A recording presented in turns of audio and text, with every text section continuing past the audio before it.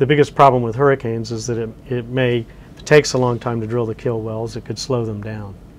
And again, because they're in an already unfortunate situation, and they know there's some pressure down there that may have surprised them, they're going to be really careful while they're drilling this. And you know, if it takes 9 months, you know, every hurricane that comes through could cause another month to be added to that deadline, or even 2 weeks. You know, it would be at least a week, you know, delay just to have a hurricane come through, but it could be as much as a month. And the biggest fear, I would think, for the oil and the impact of a hurricane would actually be would be from the storm surge again, because it would push a lot of that oil onto shore, and maybe places farther onshore than you would want to see that pollution to get. The crews that are out there are highly experienced, and you know, basically, you know, whenever somebody's out on a rig, they're essentially putting their life on the line every day to bring oil and gas, you know, to the shore for everybody.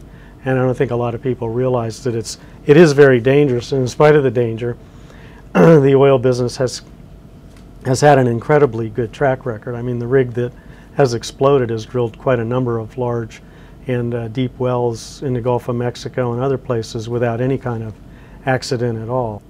You know, it's hard getting oil and gas out of the ground, and some people will say that that's the reason not to do it.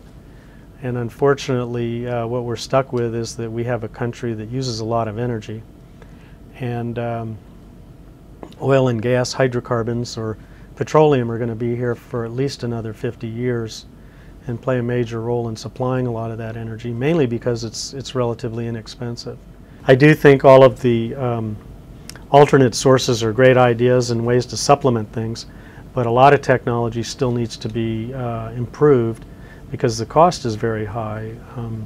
Wind turbines produce a limited amount of power, but they cost an awful lot of money to build and maintain. If everyone has an electric car, we're going to need a lot more copper than we're already producing in the world. We're going to need a lot more of these metals, nickel and cadmium, and other things that we're using. And of course, they're trying to get better metals that are less dangerous for the environment. But what many people don't realize is there's a high probability that we'll have severe shortages of these metals. And if anyone's ever seen a copper mine, they're not exactly environmentally friendly.